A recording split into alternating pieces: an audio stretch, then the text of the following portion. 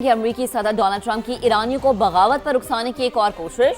Michigan में तकरीब से खिताब करते हुए सदर ट्रंप ने कहा कि ईरानी कौम एहतजाज जारी रखे, मदद जल्द पहुंच जाएगी, अपने इदारों पर कब्जा करें और जुल्म ढाने वालों के नाम याद रखें, इन्हें भारी कीमत चुकाना होगी। सदर ट्रंप ने कत्लेआम बंद होने तक ईरानी हुकाम से मुलाकात न करने का ऐलान कर दिया। साबिक ईरानी वली अहद रजा पहलवी कहते हैं, फौज ईरानी हुकूमत के बजाय अवाम का साथ दे। अमरीकी सदर डोनाल्ड ट्रंप ईरानियों को बगावत पर उकसाने लगे। हुकूमत मुखालिफ मुजाहिरे जारी रखने पर जोर, मदद के लिए आने का वादा। मिशिगन में तकरीब से खिताब करते हुए सदर ट्रंप ने कहा, तमाम ईरानी मुहिब वतनों से कहता हूँ, एहतजाज जारी रखें, इदारों पर कब्जा करें और जुल्म करने वालों के नाम याद रखें, इन्हें जुल्म सितम की भारी कीमत अदा करना होगी। To all Iranian patriots, keep protesting, take over your institutions if possible, and save the name of the killers and the abusers. Save their names because they'll pay a very big price. सदर Trump ने मुजाहिरीन का कत्ल बंद होने तक ईरानी हुकाम के साथ तमाम मुलाकातें मंसूख करने का भी ऐलान कर दिया। सहाफियों से गुफ्तगू में बोले, ईरान के खिलाफ क्या एक्शन लेने वाले हैं यहाँ नहीं बता सकता, मेरा ट्रैक रिकॉर्ड देखें, सब मालूम होगा। एक इंटरव्यू में सदर ट्रंप ने कहा, ईरान में जो कुछ हो रहा है हम नहीं चाहते कि ये ऐसा ही होता रहे, बात फांसियों तक पहुँच गई तो हमें भी एक्शन लेना होगा। साबिक वली अहद रजा पहलवी भी तशद्दुद को हवा देने में मसरूफ हैं। ईरानी फौज के लिए पैगाम में उनका कहना है कि फौज को हुकूमत के बजाय अवाम का साथ देना चाहिए। ट्रंप चाहते हैं ईरानियों के कातिलों के नाम याद रखे जाएं। ईरानियों के कातिल तो डोनाल्ड ट्रंप और नेतन्याहू हैं। ईरानी सुप्रीम लीडर के मुशीर अली लारिजानी का अमरीकी सदर को जवाब, कहा, हमारे अंदरूनी मामलात में मुदाखलत खित्ते को गैर मुस्तहकम कर देगी। वज़ीर दिफा अजीज नसीर अजादा ने कहा, सरप्राइज देने को तैयार है, जारियत करने वालों को शदीद तकलीफ होगी। दुनिया भर में अमरीकी मफादात हमलों की जद में होंगे, सहूलतकारी करने वाले मुल्क को भी मुआफ नहीं किया जाएगा। वज़ीर ख़ारजा अब्बास इराक़ची कहते हैं, हमारी तैयारी गुज़िश्ता साल से ज्यादा है, अमरीका के किसी भी इक़दाम का मुकाबला करेंगे।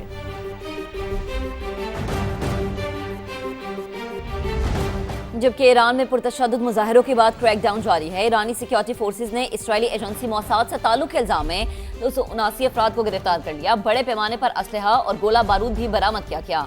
स्टारलिंक के इंटरनेट टर्मिनल्स भी कब्जे में ले लिए गए। एलन मस्क ने तमाम ईरानियों के लिए स्टारलिंक की इंटरनेट सर्विस मुफ्त फराहम करने का ऐलान कर दिया। ह्यूमन राइट्स ग्रुप के मुताबिक मुजाहिरों के दौरान जाँ बहक अफराद की तादाद 2000 तक पहुंच गई, जिनमें 135 सिक्योरिटी एहलकार भी शामिल हैं। ईरानी यूनिवर्सिटीज में इम्तिहानात 1 माह के लिए मुलतवी कर दिए गए। गुज़िश्ता रोज मोबाइल सर्विस जुज़वी तौर पर बहाल हो गई थी, ताहम इंटरनेट सर्विस ताहाल बंद है।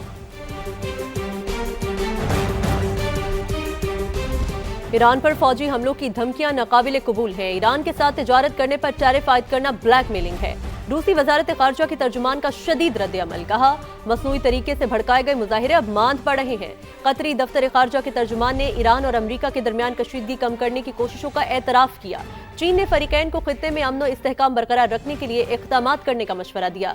फ्रांस और ऑस्ट्रेलिया ने अपने शहरियों को फौरी ईरान छोड़ने की हिदायत कर दी।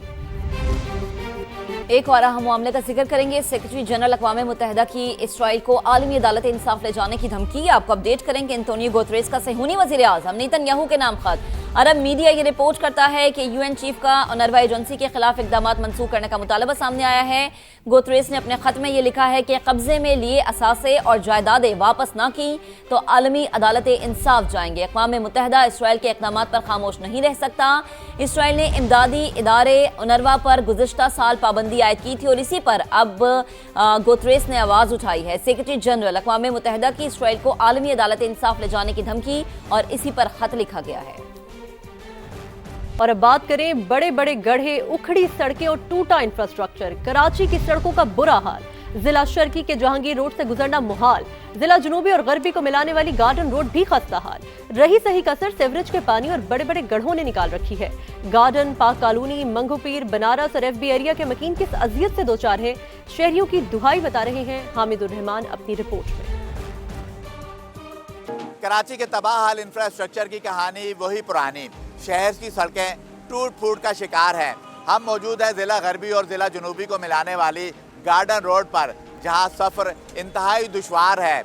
हम आज इस समेत कराची के मुख्तलिफ इलाकों की सड़कों का अहवाल बताएंगे। ये पता नहीं क्या हो गया, यहाँ पे बहुत पानी से लोग तकलीफ है, परेशान है और सब लोग स्कूल है, यहाँ पे कॉलेज है वगैरह, हॉस्पिटल है, पर इनको क्या मिल रहा है कि जब खुदा रहे बना रहे खुदा रहे। इतना अच्छा रोड बना हुआ था, बिल्कुल गाड़ियाँ बने आ रही थी जा रही थी, अभी ये सारा सत्यानाश हो दिया है, पूरा सारा काम खराब कर दिया। पूरा दिन पानी है, रात दिन पानी है, कोई काम नहीं कराने आता है, कोई देखभाल नहीं कर। ये बहुत 1 साल होने वाला है पूरा। पहले वो नाला बनाया, अभी तक नाले वो निकल रहा है पानी। शाम को इतना ट्रैफिक होता है, ज़्यादा बंदा परेशान होता है। एक दफ़ा बाइकें 2-3 इधर गिर चुकी है, कोई हमारा सुनने वाला नहीं है। परेशानी ये है कि नमाज के कपड़े होते हैं, अभी भी रिक्शे वाले से तू मैं होगी इस बात पे कि कपड़े भाई उन्हें नापाक कर दिए, देख के चलाओ। ये हाल है रोड का। जगह जगह खड्डे हुए हैं, गटर का पानी फैला हुआ है, आने जाने में इतनी मुश्किलात, आने जाने का रास्ता ही यही है। बस अपील ही कर सकते हैं और क्या कर सकते हैं यार, इन लोगों से ना उम्मीद है इन लोगों से कोई। मुझे तो समझ में नहीं आता कराची की सड़कों के नीचे कौन सा खजाना है जो सारे रोड तोड़ दिए हैं। जीना हराम हो गया। सिंध गवर्नमेंट देखे तो सही क्या हाल हुआ है। आप प्लाजा देख लें, गार्डन हेडक्वार्टर है, गजदराबाद सामने पड़ता है, रोड का हाल देखें, सेवरेज का पानी देखें, सदर को ले लें, ब्लू लाइन को देख लें। बड़ी मुसीबत है यार, बहुत मसले का शिकार है हम लोग। हम मंगो पीर रोड पर इस वक्त मौजूद हैं। मंगो पीर रोड मुख्तलिफ मकामात पर टूट फूट का शिकार है। इस मकाम पर बहुत ज़्यादा गहरा गड्ढा है जहाँ पर गाड़ियों को निकलने में बहुत ज़्यादा मुश्किलात का सामना करना पड़ रहा है। गाड़ियाँ कुछ देर के लिए यहाँ पर रुकती हैं और फिर आगे को अपना सफ़र जारी रखते हैं। रात के औकात में सड़क पर बहुत ज़्यादा हादसात भी होते हैं। सड़क पर गर्दो गुबार बहुत ज़्यादा है और ये मशहूर चुरंगी शहर के 4 मुख्तलिफ रास्तों को मिलाती है। सड़क कम है यहाँ पे और खड्डे ज़्यादा हैं, तो जाहिर है नाले भी खुले में। आप अपने पीछे ही ज़रा देखें तो नाला किस कदर खुला हुआ है। कोई हादसा पेश आ जाए कौन जिम्मेदार होगा इस चीज़ का? सड़कों का हाल देखे, सड़कों का हाल देखे, परेशानी है हर तरफ। साफ कपड़े पहन के शाम को जाओ तो पहचाना नहीं जाते कि ये क्या हाल है।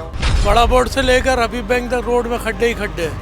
इसके अलावा जो है यहाँ पर कोई तवज्जो नहीं दी जा रही इस चीज़ में। हम ज़िला गरबी के मेन बनारस चौक पर मौजूद हैं और यहाँ पर सड़क नाम की कोई चीज़ ही नहीं। देखिए ये कहा जा रहा है सड़क है, लेकिन यहाँ सड़क नहीं है और ये एक रोया जो एक साइड जो है पूरी बंद कर दी गई और जो दूसरी साइड है वहाँ पर 2 तरफा ट्रैफिक चल रहा है और वो भी सड़क टूट फूट का शिकार है।